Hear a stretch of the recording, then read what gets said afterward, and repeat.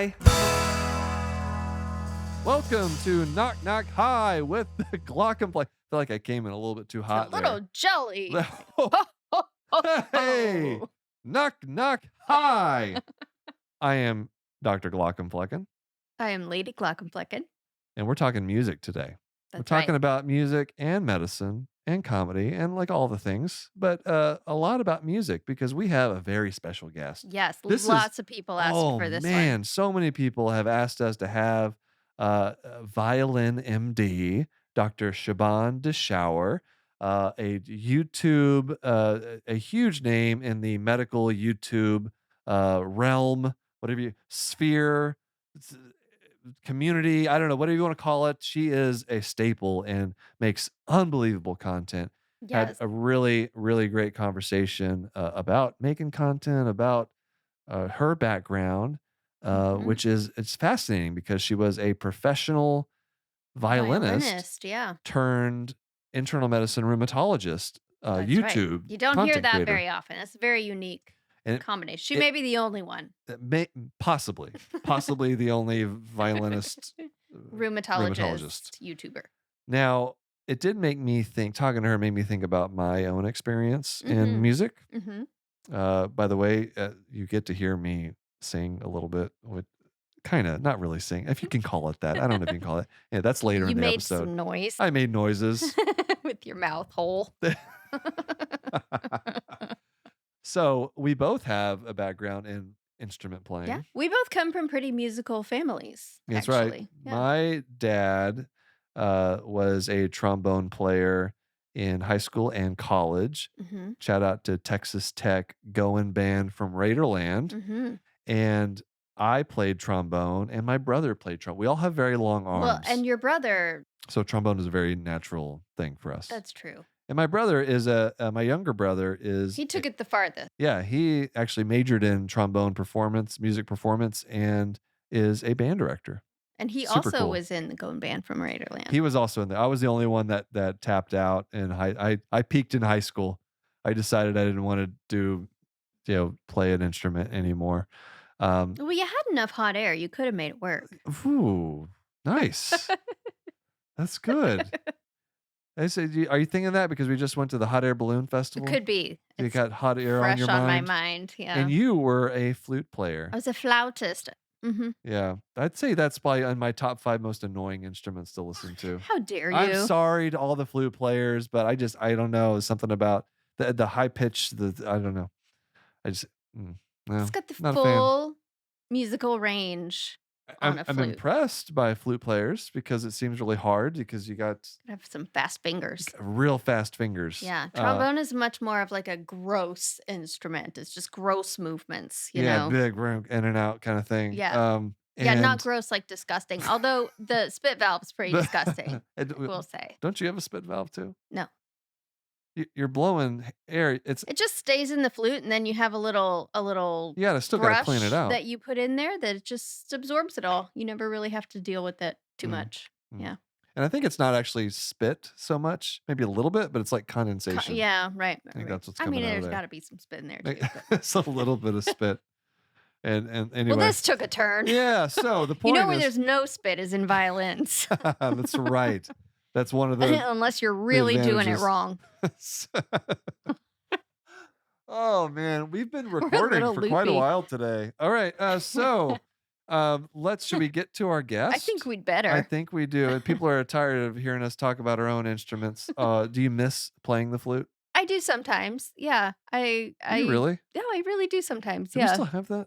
No, I gave it to my brother cuz Oh, he's the musical savant in our family. He's the one oh, that took gotcha. it the farthest. Um he can play all sorts of instruments. He's in like bands in Austin, or I don't know if he still is. He's got a He was very kid now and talented. another one on the way, so he's busy doing other things, but Hey, if you guys know the people listening, which instruments we should get our kids doing? Anybody have any mm, recommendations? Anybody have any things they think I are want them to do piano. They've got your long fingers. So ooh, and little they both piano? have like, dabbled in it. So Yeah, we do have a keyboard. I always wished I could play piano and I tried, but my fingers are too short. Yeah, you got a little Little stubby sausages. They are. They're like Sausage I think fingers. I mentioned that in our vows. I think yeah, probably. I it's like when I went With actually this ring also on went your sausage finger. that's right. I actually went to the jewelry store. It's like, well, listen, my wife, she's got these sausage fingers. Mhm. What They're would you really small, but recommend? they're still sausages. But I it's very it wasn't just the fingers. It was also uh find me the cheapest ring Yes. that still I looks think we're still nice. paying that off because you used your med I school did. I loans. used a med school loan to pay. Okay, we're really talking about a lot of things here. But anyway, yes, to Ah. wrap that up, I did pay for your engagement Mhm. ring with a med school We had loan. no other choice, that's all we had. So at this point, the ring, which at the time I think costed like $1,200, I believe it was, which was the most money I'd ever spent Yeah, at that point in my life. But with interest and everything, it's probably like $37,000. right. So that is still the most I think expensive I thing need I've an ever bought. upgrade then. It does not look like a $37,000 All ring. I right, mean, it's a let's get to beautiful our ring, guest. but All right, so here is doc- so Dr. Siobhan Deshauer, again known as Violin MD on YouTube. Definitely check her out. Fantastic content. Originally professional concert violinist, and now an internal medicine and rheumatologist in Canada. Practices in Ontario. So let's get to it. Here is Dr. Deshauer. All right, we have Dr. Siobhan Deshauer. Am I saying that correctly? Yeah, you Is that are. right? Yeah, I want to make not sure an I easy get your one. last name. Okay. All right. You're speaking to Dr. Glaucomflecken here. So, True. I'm no stranger to strange names, but so we're so excited to have you on. Thank you for joining us, a YouTube extraordinaire here, and someone that I've been watching on YouTube for quite a while now. So, thank you for being here. Oh, my pleasure. I would say the same thing about you guys. I've watched so many of your videos and finally chatting with you, it's fantastic. I'm really looking forward to it. I will say that right before we got on and started talking with each other, um, I was watching a video where somebody's spleen died after going to the dentist, and which I found quite fascinating. I knew Oh, you would like that one. it's one of your videos from I don't know how long ago it was, but if you remember making that one, I do. yeah, I love the storytelling. Your content is just it's really fascinating. You can tell how engaged your audience is as well. So congratulations on all of the success that you've had building up your YouTube channel. Oh, thank you so much. Yeah, definitely one of these things that you start out and you have no clue where things are going to end up, and such a fun iterative process. Let's start there. What was the because I know you started your social media content, your presence as a first year resident. Hmm. What was it that kind of sent you on that path? Yeah, great question. I mean, you'd think I have a really good answer at this point, but like most big decisions in life, there's not one moment that kind of led me there. Instead, I think going through medicine, especially as like a non-traditional student, I came from a violin background as a professional violinist before, and then switching things up, going into medicine, I was so often texting my friends saying, "Did you know like this about our body?" Or "Did you know this could happen?" And a lot of my friends, non medical, were like, "What the heck? I had no idea." And I started thinking, okay, Yeah. well, we're not the only ones who didn't know these things. It'd be really cool to somehow spread this.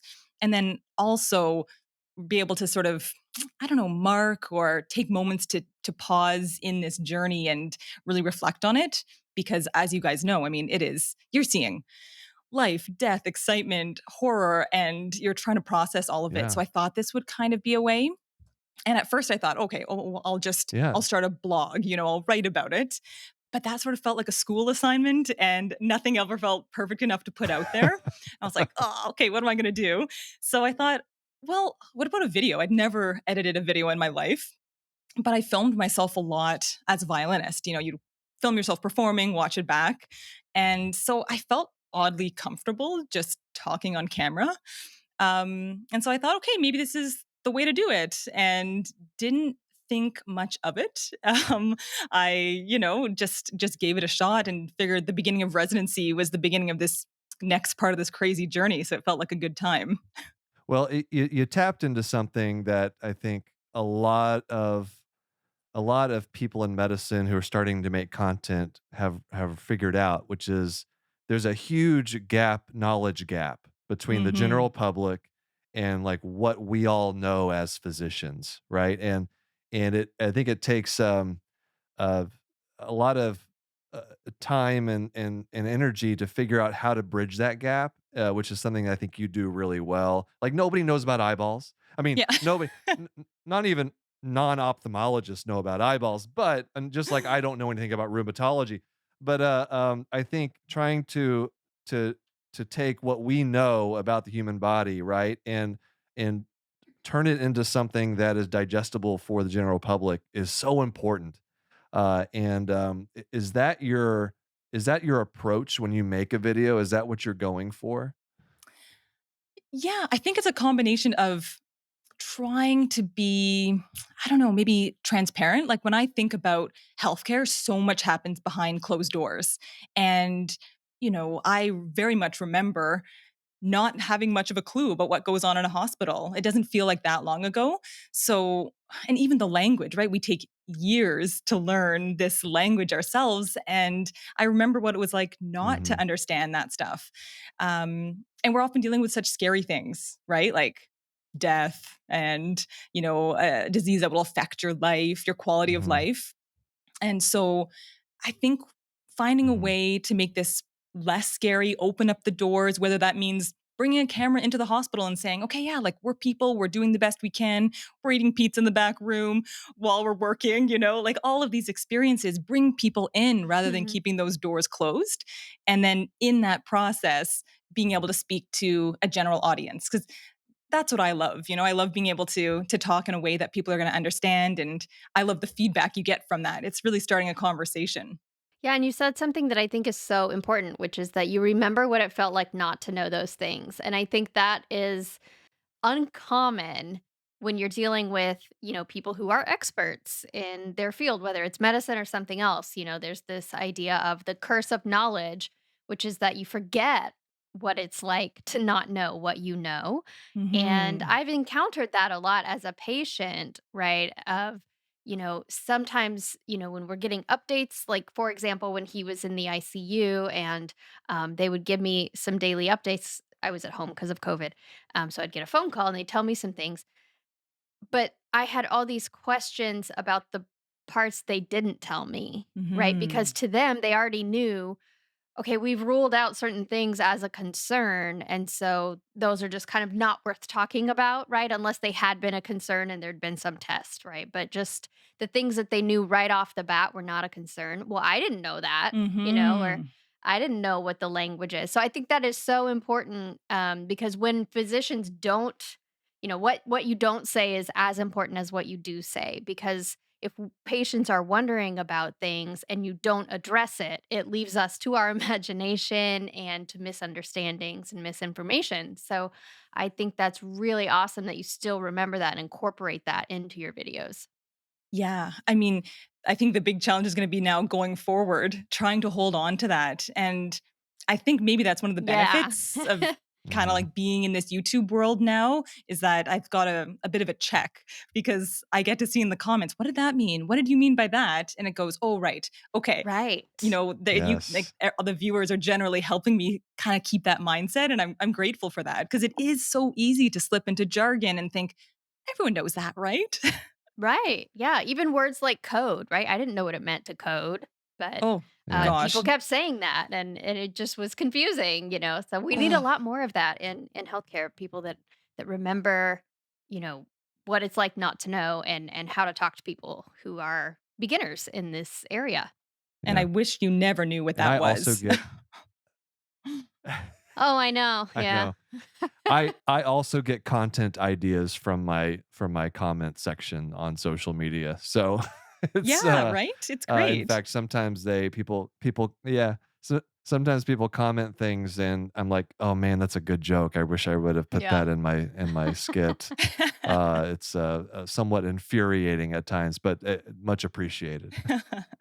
That's why I think YouTube is so special, right? It's a fun community where you can have a little bit more back and forth and hear your audience's thoughts on what it is you're creating. I feel like you don't get that as much on some of the other platforms.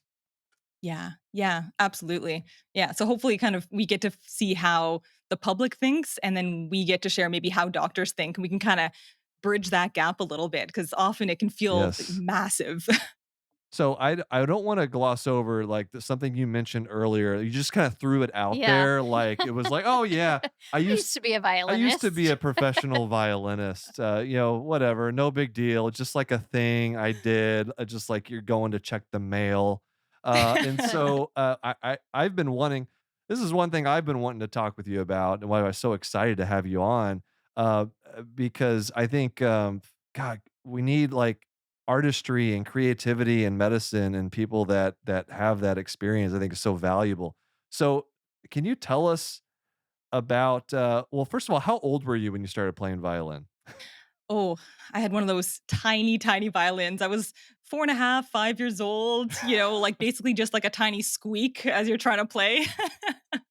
Our 11-year-old is interested in violin, and so we're Oh. probably going to go that route. How difficult was it for your parents to listen to you, Hmm. learning to play the violin? Good Oh question. my goodness. You know what? They will probably tell you that it was a joy, but I don't know for sure.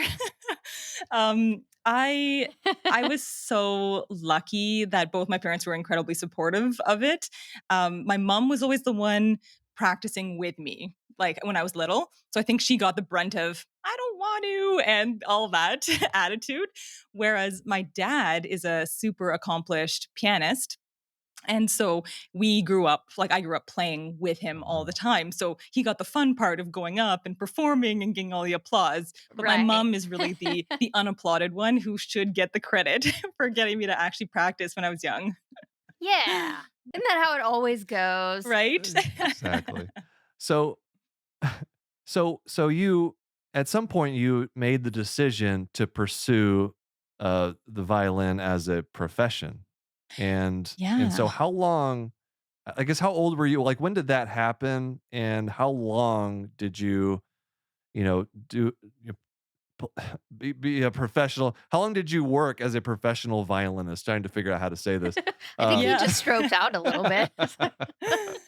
Well, How long did you do this before deciding to switch gears? Yeah. Well, you know what? A pretty long time because if you think about it, it's not as much. I mean, your career really starts even when you're still back in high school, when you're competing, you're leading orchestras, you're playing concertos with orchestras. It just was so much a part of my life. Like, I was so fortunate to be able to travel around the world with my violin and play and meet people. And it just enriched my life so much, and it was such a big part of my Mm, identity too.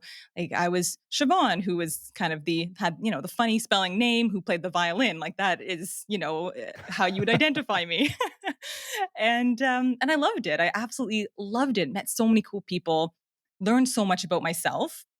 And so going to university, mm, I mean, I did consider, do I want to pursue music? But it didn't feel like a difficult decision. I knew I was trying to reach a certain level. Like, I think I would describe it as you sort of dream the sound that you want to create.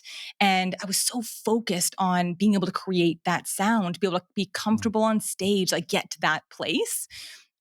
So it was a no brainer. I was like, of course, I'm going to study. And I wanted to study with one particular professor, Mauricio Fuchs. It was like my dream.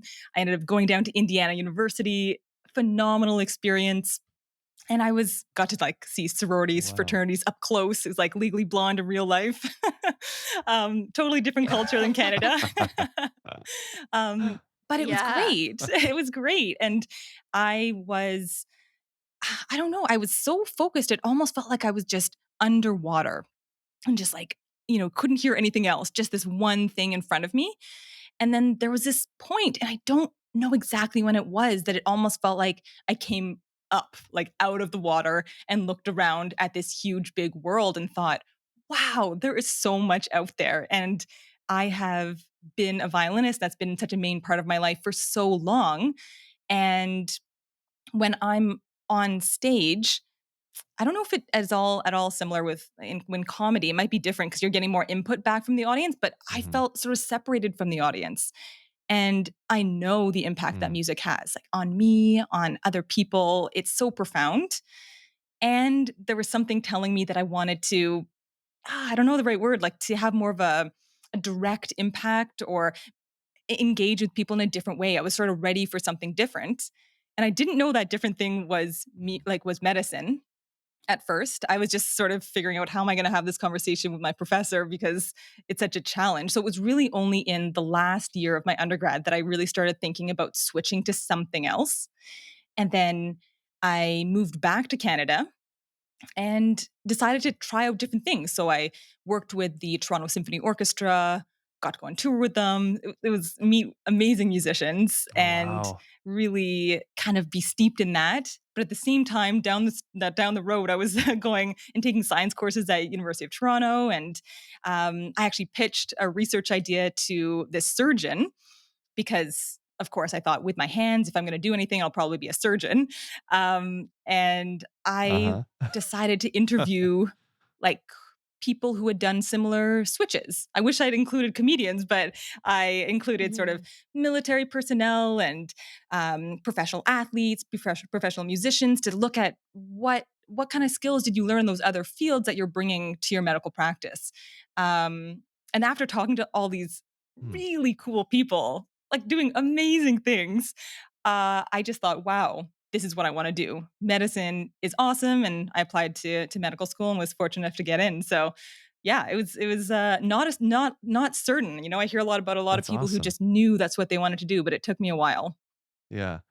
Well, from a comedy standpoint, if you feel disconnected from your audience, you're having a bad time telling jokes because Yeah. it's very much you need some laughs whenever you're telling jokes on stage. I don't know. That's why, like for me, the pandemic, one of the ways it was so challenging because I was like doing these speaking engagements, and I was just telling jokes into a webcam with Ooh. everybody in the audience on mute, and so it was just Oh. like nothing, no feedback whatsoever. So but I can relate to you in terms of you know, just enjoying being on stage and performing and doing that in front of an audience. Do you still get the opportunity to do that? Yeah.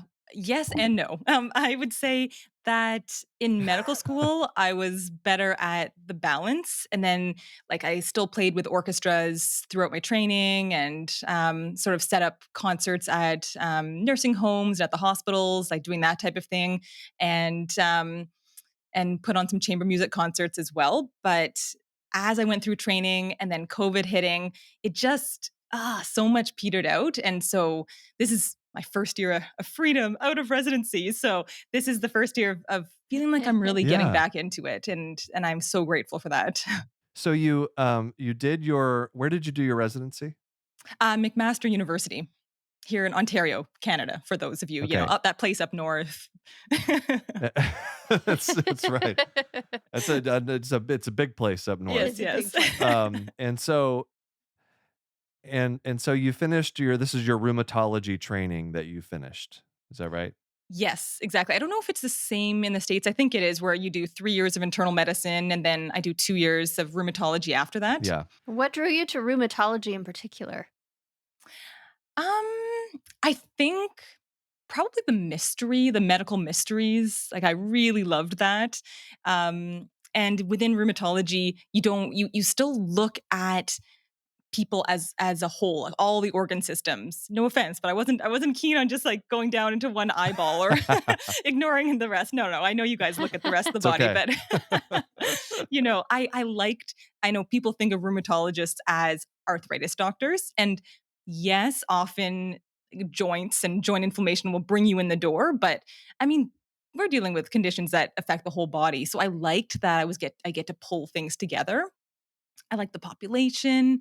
And I always found in the hospital, I always found that when there was some mystery case that no one could figure out what was going on, there was always infectious diseases, Yeah. hematology, and rheumatology. And so you kind of get to come in and try to pull pieces Oh, yeah. together. And I just loved it. I loved it and still do. That's that that's why we love you. That's why we love what you do, because I love sending It's medical like, I mysteries don't know. Here you go. to people like rheumatologists and infectious disease specialists.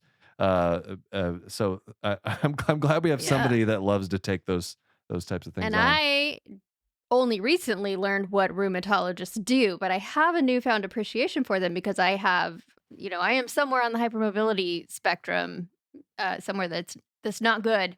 Oh, I So, see. Yep. I have recently discovered how much rheumatologists know about that. So that really piques my interest that you you chose that for your specialty. Yeah, it is so broad, isn't it? From like mobility to joints to weird Yeah. rashes. Like it's kind of this mishmash of a lot of things. Right. Yeah, speaking of weird rashes, actually, Oh, you told us a little bit about yourself here. Yes. I love when people are an open book like you, and you just like, hey, let me tell you about this mysterious rash that I had oh my while I gosh. was on my ICU rotation. Oh, what a oh man, what a nightmare. You can imagine. So like ICU is stressful enough. And this you're always gowning up, right? You're always getting into like hot rooms and the hospital scrubs. I hadn't yet bought my own scrubs. That was kind of like pandemic time, but this was before then. Thin, tiny, thin scrubs that they give you at the hospital. And I would sweat through them. And so I was like, this is so embarrassing. You're not supposed to sweat. Oh gosh, I need to like, do something about this. So I got this some ad on Instagram and I thought, okay, maybe I'll try it out. It's this shirt that had some like padding that goes under your arms. I was like, okay, Numi. perfect. Yes, that's it. Exactly. I'm pretty sure that was it. I have And those too. do you? Okay. It worked like a charm, right? Yeah. It was Love fantastic. them. I could like Mhm. wear all the, silk shirts even out of work that I loved. Yeah. But then I got this rash under my arm and I thought, okay, well, as good as Numi is, it must be because of this. So I'm tossing this. That must be the issue. But it stuck around. So I was like, okay, well, I'm supposed to be this person who loves mysteries. I'm going to sort this out. Um, so I bump into a dermatologist and he says, okay, yeah, no problem. I know him, did a rotation with him. He says, come in, I'll come in before 8 a.m. and I'll squeeze you in and take a look. And I have to say, I know it's unfair. I'm really lucky to have the kind of curbside consult for Yeah. yourself. I'm really grateful. He took a look and he's like, yeah, it's dermatitis. I'm like, okay, yeah, it's inflammation of the skin. I can see that too. Like, what's causing it? Yeah. Right. And so I was like, okay. So basically, the short answer is, well, we're not quite sure. Here, take some prednisone. Here's a cream. And it was like a pretty hefty dose of prednisone, which I normally give to patients. So I know the risks. And it's like, okay, I'll give it a try. I'm sure that'll clear it up. So I try it out. And lo and behold, it doesn't go away. I'm like, what the heck? A rash that's not going away with prednisone? Are you kidding me? What's happening? So, Yeah, okay, right? that's the way rashes are That's supposed to his behave, right? yeah, exactly. And so what is like if it's not if prednisone doesn't work, what do we do? Usually move towards antibiotics, right? It's just how things work. So I end up I was actually sort of researching away, going on PubMed, trying to figure this out. At that time, this was as I was prepping for our wedding, actually. So I was wedding dress shopping and I had this horrible rash, and I feel obligated to tell people it's not contagious. I'm so sorry. Awful. So I am desperate to find an Uh, answer. So I'm searching around PubMed and I find this article that was linking the keto diet to these kind of like keto rashes. And okay, hmm. well, I was trying keto, I must admit, at that time pre-wedding. So I figured, okay, well, I'll up my carb count. And it did go away, but if I missed a meal or like if I just got busy or carbs dropped or something, the rash would come back with a fury. And so I found this article that was saying, well, Huh. maybe Oh, taking an antibiotic. And it was they did this cohort study in Japan. And I was like, okay, I printed it off. And I was in a different city because I was on elective there, and I went to a walk-in clinic with my article and was like, I would like to try this. And had this discussion and the doctor was kind enough to say, okay, yeah, let's give it a try. So I took that and again, no improvement. It's like, what the heck? What is happening here? Hmm. So in the oh end, man. I did exactly what I told all my patients not to do, which was to start looking more broadly You at Googled. Yes, Google, exactly. I found like I found this, not a bad website, but not like a reputable one. It's not peer reviewed. This is not research articles. Someone was just saying, "Well, we found that with keto rashes, people are eating really high fat content and they're not sometimes eating enough protein." So I went back and like calculated all my protein that I was eating and I thought, "Wow, okay, my protein is actually quite low." So I bumped it up and lo and behold, the rash disappeared. I was like, "Okay, why? Really? What is Hmm. going on?" So I looked and this is where I'm still at. Like so if anyone out there knows, like tell me because I don't have a better answer Yeah, than let if us know. protein increasing the protein made it go away. Okay.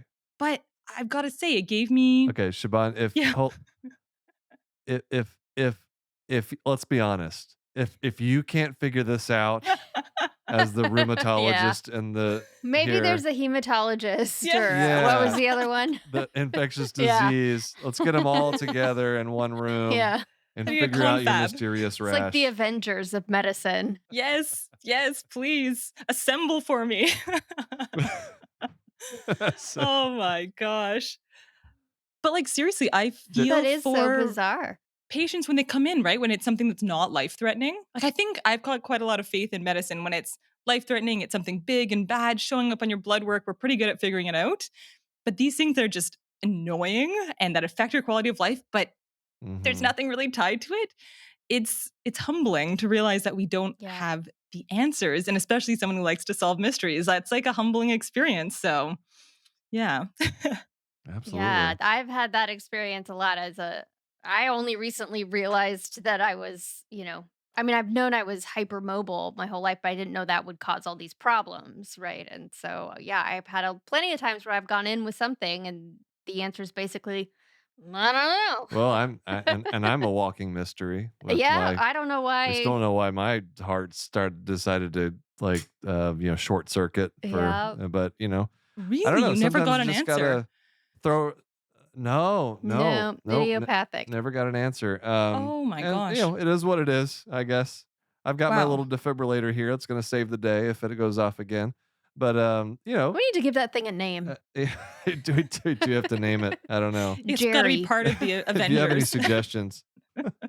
Yeah. That's right. But I don't know. Sometimes we have to just throw our hands up and be like, we've done everything we can try to figure out what's going on, but we just don't have an answer, and we can try to mitigate, it from happening again, or treat it the best we can. But there's lots of mysteries in medicine we still can't figure out. Yeah. That's Exactly. for people smarter than me, though. Let's take a quick break, and then we'll come back with Dr. Shaban. Hey, Kristen, have I ever told you about Demodex?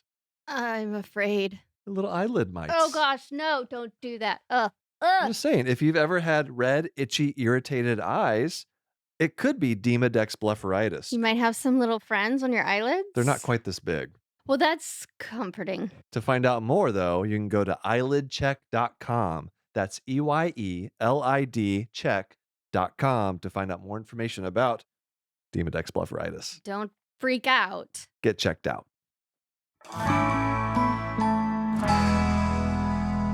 All right, we are back with Dr. Deshauer, and there's one thing I wanted to ask you about because uh coming from an arts background, all of a sudden you're throwing yourself into med school. Like that's got to be a tough transition. I know that that's something probably a lot of students struggle with, at least like thinking about doing that. Like, oh, Mm, can I really make that change? Like what's it going to be like when I like that first couple weeks of med school where you got all these people that are coming from like biology background. Like Right. I You're like was I intimidated. was like a cell and yeah. molecular biology major. Like I kind of knew what was coming, right? But I felt kind of bad for like the people that like were art majors and things who wanted to do medicine, but then were felt like they were a little bit behind. So can you speak a little bit to that experience? Oh, yeah. The sense of feeling behind, I was all over that.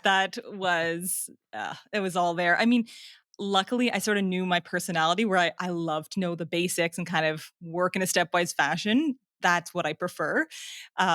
So I did take some undergrad courses before going into medical school. Like in the preparation of applying, I got to do some, learned that I loved organic chemistry. Who knew? That might have been Huh. my alternative major. You're you're lying. I'm There's not. no way. I do I'm not not. believe you. It was like Lego No in your way. mind. Oh my god, that's impressive. That's probably the most impressive thing Yeah. that you've said on this podcast so far. That you loved Uh, organic. That should go on. I That's mean, she is a rheumatologist. well, oh, of course, like you could do anything, but even organic chemistry. That should as a rheumatologist, you can do anything, even organic chemistry. yeah, yeah, All It's a right. good tagline. yeah. But like I kind of wish I'd taken things like anatomy because people came in there Oh, knowing yeah. so much anatomy and physiology where I Oh knew yeah. pretty much nothing.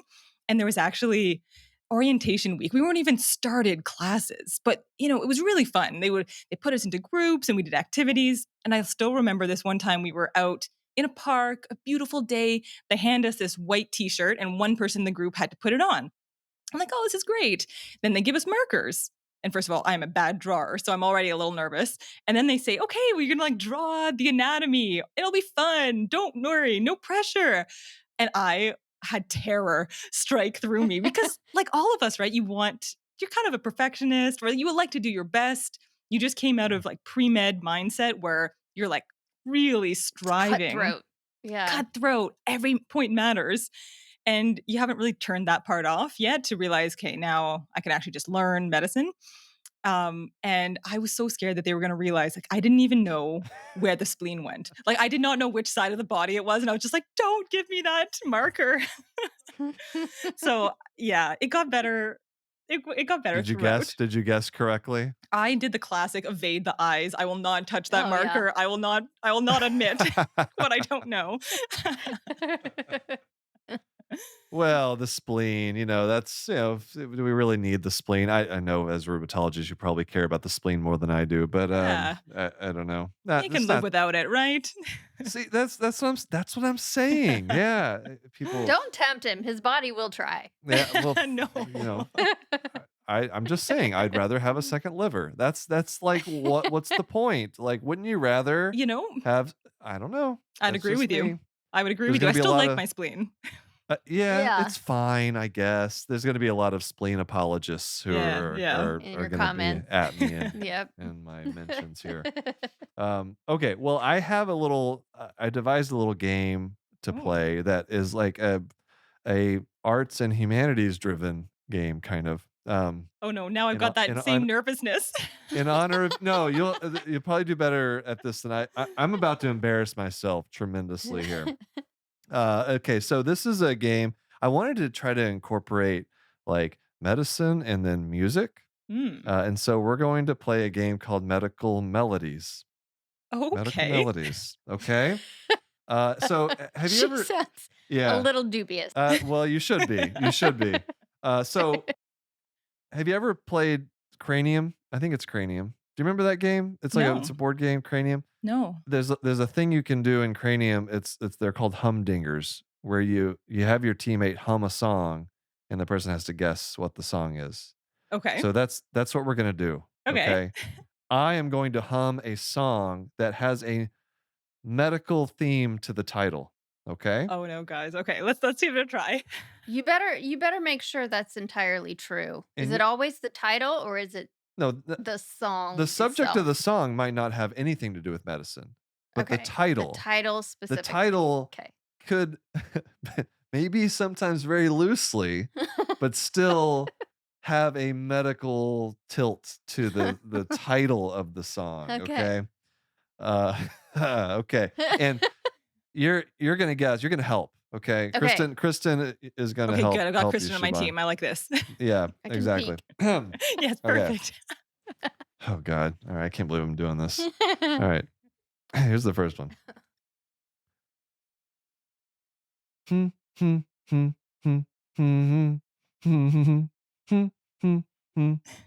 Oh, I know. Do you? I need more of this beautiful melody. Yeah, I think we should hear a little more. What is it? You know what that one is. Staying alive. Yeah, Staying yeah, yeah, Alive yeah, by yeah. the Bee Gees. Okay. Um, all right. Here's one.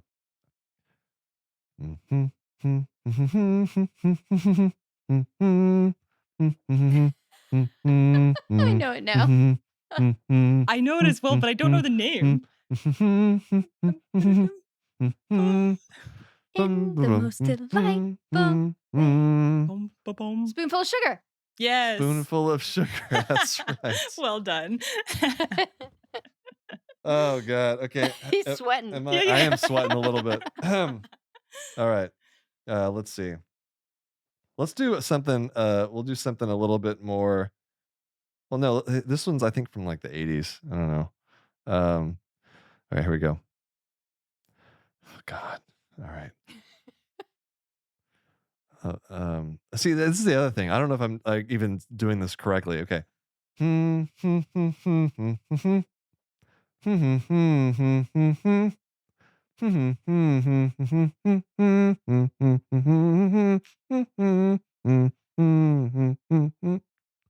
I I'm have no I'm totally idea. lost on this one. Tainted love. Oh, Still was it? I still don't know that Sometimes one. I feel I've got I know to it, but I didn't run think that was away. it. I've got to Oh, get away from Right. the No, I sun. know yeah, the yeah, Dun, yeah. song. dun, dun, dun, dun, dun, dun, dun. All right, all right, okay. It's us. Here, It's not you, Will. all Don't right, worry. all right. Yeah. This no, it's absolutely me. Don't try to make me feel better. She's Canadian. This That's is what she terrible. does. Yeah, yeah. I've got to apologize on your behalf. No. Okay, okay. All right, here's one. Here's one from like this century. Okay. Uh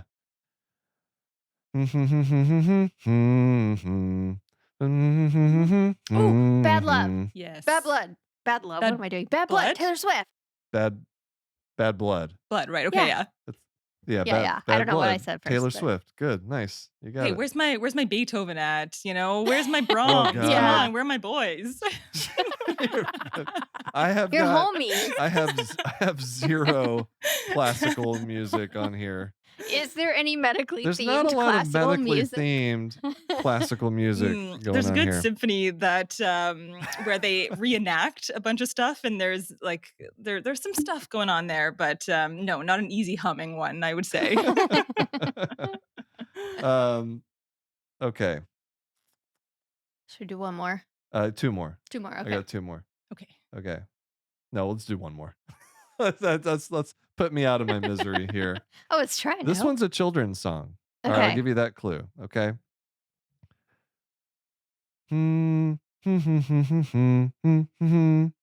Head, shoulders, knees, and toes. Kristen, you're killing Bum it. That's bum so bum good. bum ba da da da da. Head, shoulders, knees and And toes, toes. knees and toes. Those are I probably don't know. all joints that you've treated It's at true. some A point. head is not a joint. Well, except for the head. Shoulders. True. What's your least favorite joint to inject? Ugh. Ooh. Wow. Good point. Good question. That makes me Or at least squirmy maybe the most even difficult, thinking the most about. challenging, maybe to Yeah. learn or to Probably yeah. the ones you don't do as much, like weird places that you rarely Oh do. So when it yeah. comes up, you're like, okay, let me go back and think about this one for a while. But Yeah. at least, most of the time you can't do anything too wrong with a joint injection. I mean, you can, but it's not like surgery. Yeah. Yeah. That's true. Eventually the medication wears off, right? Yeah, So exactly. that's kind of the same thing with Botox, right? If you screw up Botox, Yeah. Eventually, it'll go eventually it's back gonna to wear off. normal. It'll go back to normal. So It'll be several months. anyway, yeah. Yeah, exactly. For the record, I don't do Botox, but I imagine that's what it's like. Well, don't you inject it in people's eyes sometimes? Or not in Well, the yeah, eyes, but no, in I the do, but I haven't in a long time. I generally somebody else we does have an that. oculoplastic specialist that does all that That's stuff for probably us. for the Hmm. best. Um, I've heard that sometimes with severe eye twitching, people will actually, if it won't go yes, away, they'll Mhm. actually do you do that or who does it's that? not even so we do get so I get patients every now and then they'll come in and be like my eyelids twitching, like what can you do about it? And most of the time like you're not going to do anything about it Yeah. because it's that we all get that a Mhm. little That's twitch. annoying. It's Yeah. whenever you have like hemifacial spasm Yeah. where like you get severe blepharospasm where the eyelids are just like squeezed so tight and the patient cannot get the eyelids open. Those are the patients that you give What Botox to. causes that? You can get something called dolichoectatic artery that will basically it's an artery close to the facial nerve that has a strange course that will kind of rub up against the facial nerve and cause you to have a spasm. Huh. Yeah. Mm. So that's just one thing. I don't know. There's probably others, but this is boring now. This is but I do know I don't think I'll be humming anymore for quite some time. No encore? Yeah, I think, well, let's leave the musical ability to people that actually know what they're doing. Maybe next time though, I'll incorporate a little bit of Beethoven Yeah, or exactly. Mozart. I don't know. No, I it's don't the know, bad. funniest thing. I swear with music, I focus so much so much on the melody that my husband laughs at me because I just don't even hear the words. Like when people start, they're all singing Oh along, I'm yeah. like, I have no idea, but I'll play along. I can play Right. along in the melody. Well, let's take another break and then we will be right back with Dr. Deshower. All right, we are back. We're gonna go with we're gonna read a couple of fan stories from some from some of our listeners. I'm starting to lose the ability to talk here. All right, and we are going to react to these. I have not heard these stories. We're going to react to them with Shaban, who's going to enjoy these hopefully. So, our first story comes from Jen. Um, let's see. She says this story is not the sort of thing she says this story is probably not the sort of thing you're after, or it's not weird nor shocking, and perhaps not many would find it hilarious. Good way It's to a start good a Yeah. start. story, Yeah. Jen. I thought I'd share it anyway as it involves ophthalmology and highlights one of the things I find amazing about medicine. Uh, I'm a hospital pharmacist in Australia, and I used to work in a small tertiary hospital that specialized in only a few areas, one of which was ophthalmology. There were multiple subspecialist ophthalmology teams in the hospital, including glaucoma, vitreoretinal, cornea, and oculoplastics. That's actually one thing that people don't realize about ophthalmology. We have like 7 or 8 subspecialties. Like you can choose a part of the eye that's like 500 microns thick and specialize in that. It's just outrageous. It's crazy. Many of the patients who were admitted as inpatients were older, and one day a patient was admitted under the cornea team, went into atrial fibrillation. So there's a medical Hurt problem, stuff. a heart Yeah. thing on an ophthalmology team. Not great.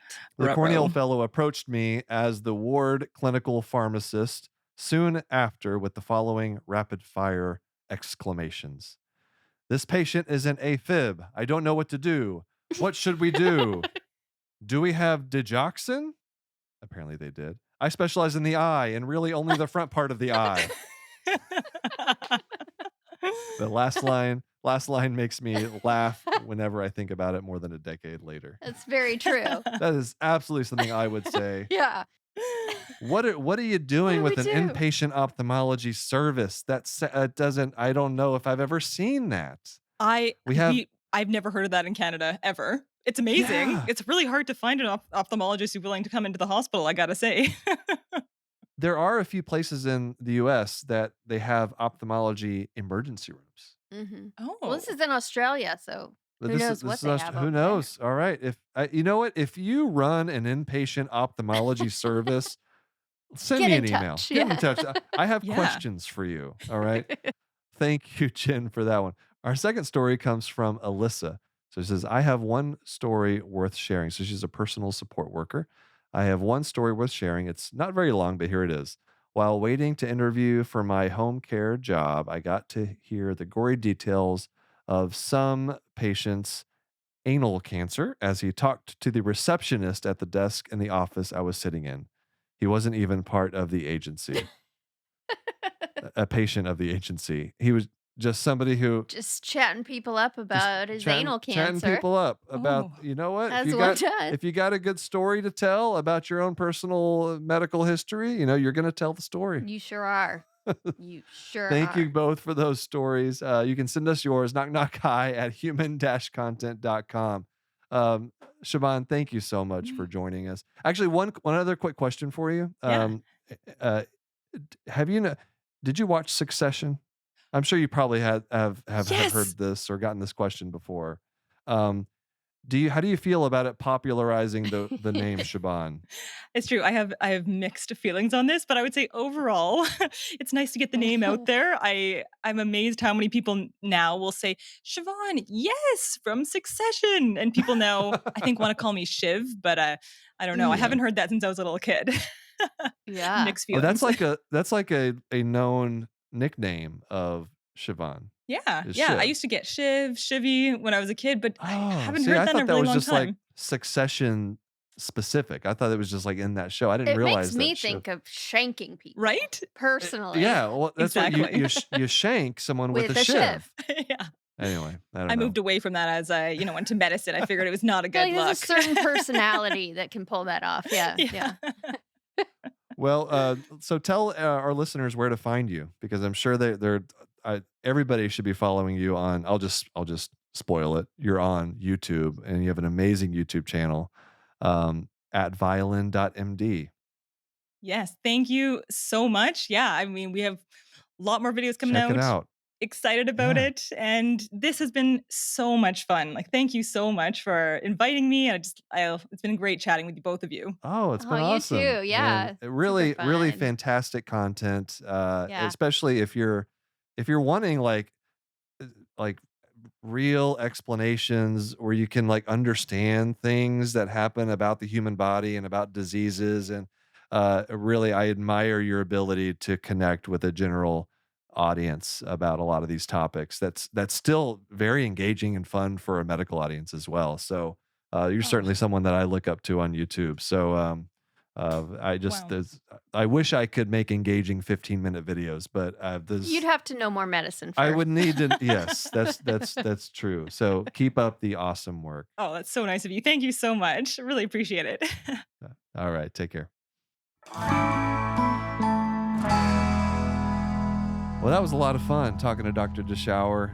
What a fascinating story. I love hearing Yes, the arts and humanities coming into medicine. that's right. Violin, that just seems like a really hard instrument to play. It does. And she started from such a young age. I kind of want to know. I mean, I kind of want to, but I'm also scared to know what it sounds like when a 4-year-old plays the violin. Well, I don't know. Probably better than Then you're humming. my humming, and that I would sound right now if I picked up a violin. That's I true. don't know. It'd be just as Right. bad, if not worse. And let's see. So, tell us what you thought of the episode. If you have any guest suggestions, we're happy to hear them. And you can always reach out to us, knockknockhi@human-content.com. That's our email. You can visit us on any of our social media platforms. We're on all the things, all of them. There's like 15 of them. Just pick one and look for us. We're there. You can hang out with us and our Human Content Podcast family on Instagram and TikTok at Human Content Pods. Thanks to all the wonderful listeners leaving feedback, specifically the positive type of feedback. We really like that. Especially on these reviews. Constructive Constructive criticism is okay. Yeah, Sometimes, it's though, fine. it can be a little spicy. Yeah, tell respectfully. Tell Yeah, us yeah. what we can do better. And if you subscribe and comment on your favorite podcasting app or on YouTube, we can give you a shout out. Like Carl Yar 5281 on YouTube commented on our recent episode with Linda Bluestein. One of my favorite YouTubers talking about hypermobility. This made my day. Mine too. Yeah, you really love that one. I did. Full episodes of this podcast are up every week on my YouTube channel at Glaucomflecken. We also have a Patreon. Lots of cool perks, bonus episodes, where we react to things. I'm gonna make it. We're almost there. Hang out with other members of the Knock Knock High community. We are there and interacting and having fun. All right, don't you want to have fun? Everybody needs to have a little fun. Everyone likes You fun. get ad-free episode access, early ad-free episode access, interactive Q&A live stream events, and a lot more. Patreon.com/Glaucomflecken or go to Glaucomflecken.com. Speaking of Patreon community perks, new member shout out to Marcella S., Paul S., and Christine O. Thank you Welcome. all. Welcome to the team. Shout out to all the Jonathans, as always. We got Patrick, Lucia C., Sharon S., Omar, Edward K., Stephen G., Ross Fox, Jonathan F., Marion W., Mr. Granddaddy, Caitlin C., Brianna L., Dr. J., Chaver W., Jonathan A., Leah D., KL, Rachel L. and Ann P. Thank you all. A virtual Jonathan head nod to you all. And Patreon Roulette. Random shout out to an emergency medicine tier patron. So I'll try to do this correctly. You told me I sounded like a cat last time. So that's a little bit more. That's a little bit. That's a bit more drum roll-ish. Shout out to Jacob A for being a patron. Thank you, Jacob. Thank you for listening. We are your hosts, Will and Kristen Flannery, also known as the Glaucomfleckens. A special thanks to our guest, Dr. Siobhan Deshauer, also known as Violin MD on YouTube. Check her out. Our executive producers are Will Flannery, Kristen Flannery, Aaron Corney, Rob Goldman, and Shanti Brook. Our editor and engineer is Jason Portizo. Our music is Omer Benzvi. To learn about our Knock Knock Highs program disclaimer and ethics policy, submission verification, licensing terms, and release terms, go to glaucomflecken.com or reach out to us at knockknockhigh@human-content.com with any questions, concerns, fun medical puns, fun non-medical puns too, if you want. Like we're willing to hear all of your jokes. Knock Knock High is a human content production.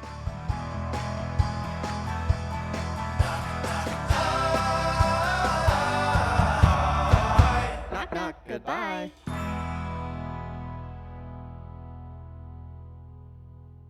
Thanks for watching the episode. You can find more on that playlist over there. If you prefer to listen, or you just had your eyes dilated, you can binge full episodes wherever you get your podcasts. Or join the party over on Patreon, where you get early access episodes, hang out with us, get lots of exclusive bonus content. Hope you subscribe, leave a comment below. Let us know what you think.